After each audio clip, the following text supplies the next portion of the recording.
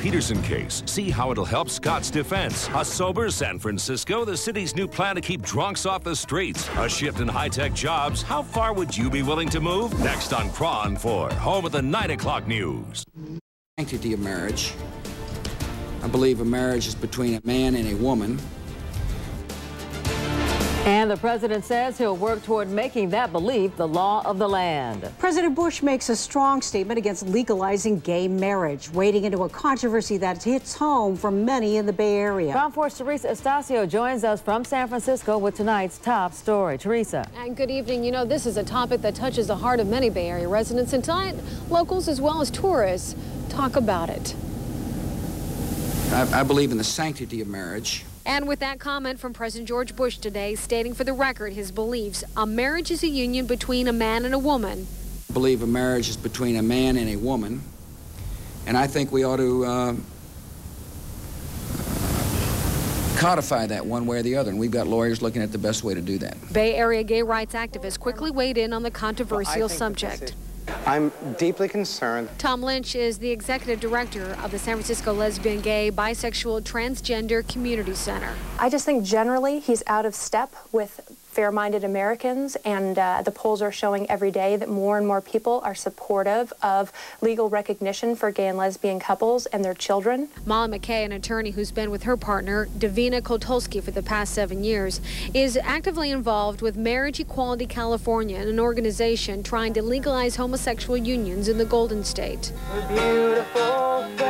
Although the two are afforded some rights as domestic partners thanks to recently passed legislation in California, it pales compared to rights given to straight couples. For example, McKay says straight married couples enjoy about 300 provisions under California state law, such as automatic rights to a deceased spouse's pension or hospital visitation rights. I think they should change it. Say just man and woman. While San Francisco generally reflects a more liberal perspective, at Pier 39, a popular place for tourists. And I think that because of children being involved with marriage, I think that that's really important, that children have the opportunity to have parents of each sex.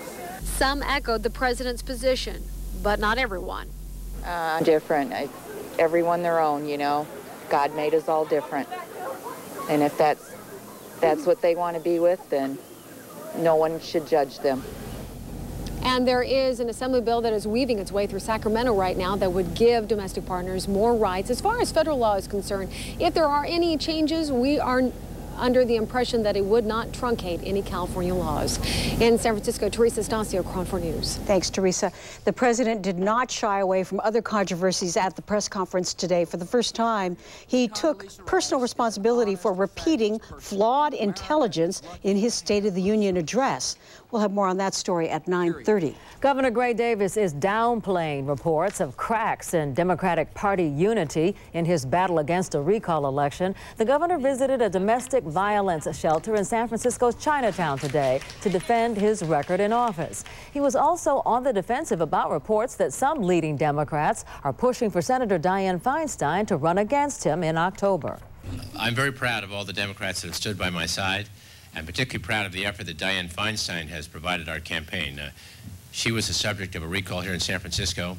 She's called me up constantly telling me I ought to do this, do that, and understanding that the best chance for a Democrat in the governor's office lies with me and beating the recall, and that requires a solid Democratic front. And I think you'll see that forthcoming by the end of the week.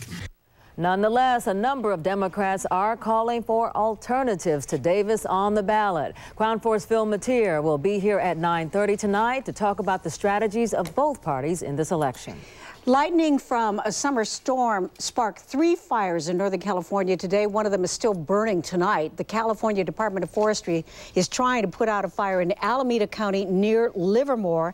That one has burned about 150 acres so far. The CDF says it's about 65% contained. The other fire is burning in San Joaquin County near Highway 132. That one is about 95% contained. Neither fire is threatening any structures. But the lightning that started those fires created quite a sight here in the Bay Area. That sky show started about 2:30 this morning. It lasted for about an hour. Many of you heard it.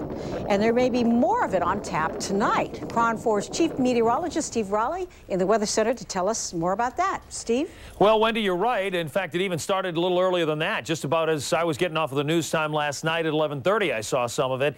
Not out of the question tonight. Let's go to the Sky Tracker, our neighborhood radar, and you'll see the green on the screen here. That indicates the showers around here. And you'll notice at the end of this little 3-hour loop, right at the end, some showers starting to enter into the Santa Clara Valley.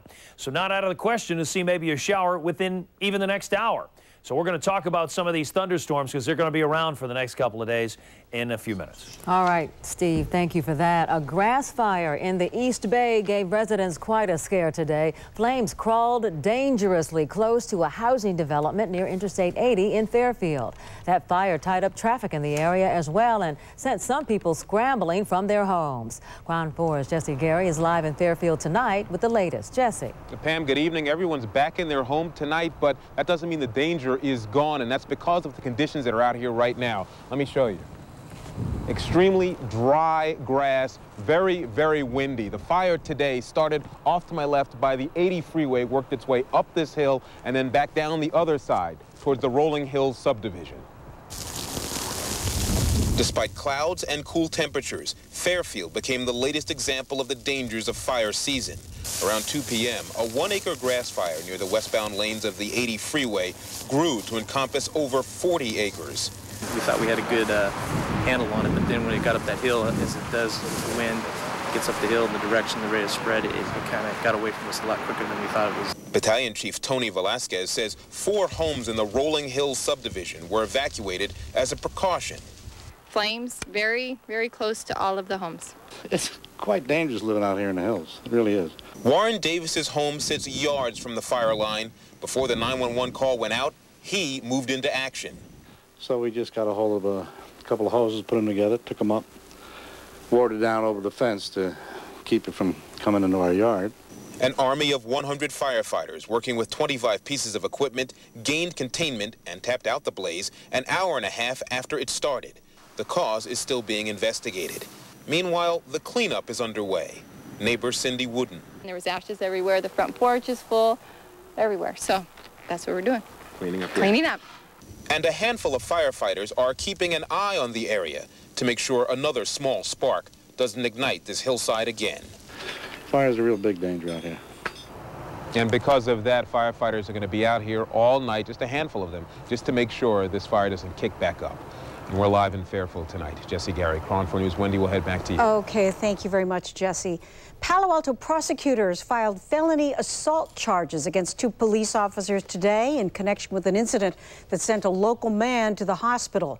That leads other news around the Bay Area. 59-year-old Albert Hopkins was allegedly sitting in his parked car on Axford Avenue near El Camino when officers Craig Lee and Michael Cann drove up and asked to see his ID. Then they ordered him out of his car. At first, Hopkins resisted, but later he complied. According to prosecutors, the officers still assaulted him with batons and pepper spray. A San Francisco sheriff's deputy also finds himself on the other side of the law tonight. Police arrested Deputy Ricardo Rodriguez and his wife Anna at their home in Richmond after complaints that he left 5 young children alone in a filthy house strewn with litter, debris, and broken glass. Officers also found guns within easy reach of the children, along with cocaine and various drug paraphernalia. The couple is still behind bars tonight. Their children are in protective custody. Free speech got a big boost today when University of California faculty endorsed a statement of academic freedom.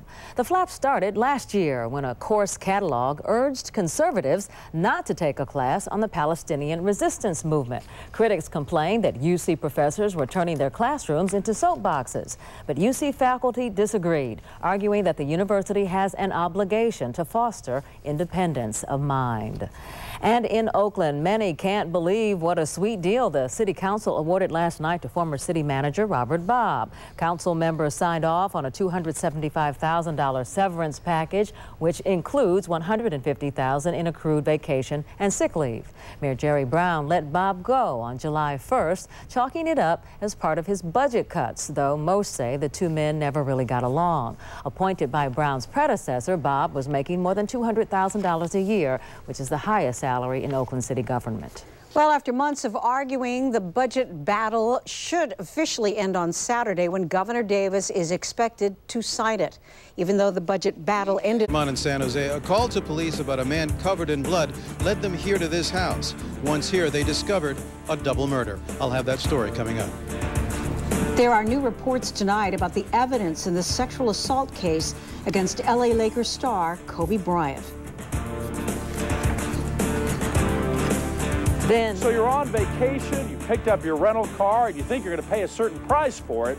It ends up 3 times that amount. I'm Joe Ducey, Contact 4. Coming up, one person's story and how you could keep it from happening to you. Police in San Jose are trying to figure out the motive behind a double murder tonight. KRON 4's Tomas Roman joins us now live from San Jose with details. Tomas. Pam, it all started about 4:30 this afternoon. Police got a call from a woman who told them that a man she knew and who was covered with blood had told her that he had hurt someone in this house behind us here on Wright Court in San Jose. When police got here, they discovered that 2 people had been murdered. Police investigators are combing through the house here on the 1000 block of Wright Court in East San Jose. This is where 2 people were killed sometime before 4:30 p.m. That's when police say they got a call from a woman who told police a man who she knew told her he had hurt someone here. She described him as having scratches on him and blood on his clothing. When police responded, the man was still in the area. Once this person saw our officers, he took off on foot, so there was a foot pursuit. I think he ran several blocks and he was taken into custody. Police are not identifying the man and woman who died in the home, nor their ages. But a close friend of the family, Jeff Estahouse, and his sisters are concerned and angry that it could be their childhood friend. I've watched this kid grow up, you know, pretty much his whole life, so I love him very much. And I'm very upset that this happened to him, you know. And what's bothering me even more is I don't know if it's his girlfriend in there with him or his mother. Apparently, a young man about 22 years old lives in the home with his mother. They used to take in friends of the young man. Jeff says he believes it was one of those friends who did this. Someone who actually used to live here with them hurt the both of them. Police took 2 young men to headquarters to question them regarding the killings. They are witnesses to the crime, according to police. Now, police have not released the names of the victim pending notification of next of kin. They also haven't released the name of the suspect they now have in custody. And police say they're still trying to figure out a motive. Reporting live in San Jose, Tomas Roman, KRON 4 News. Thanks, Tomas. An autopsy has revealed the cause of death of basketball star Patrick Dennehy. That leads other news headlines around the state today. Dennehy grew up in the South Bay. The autopsy says he died of gunshot wounds to the head. His body was found Friday in a field near Waco. His former roommate and teammate, Carlton Dotson, is now facing murder charges. In an interview with a newspaper in Dallas, Dotson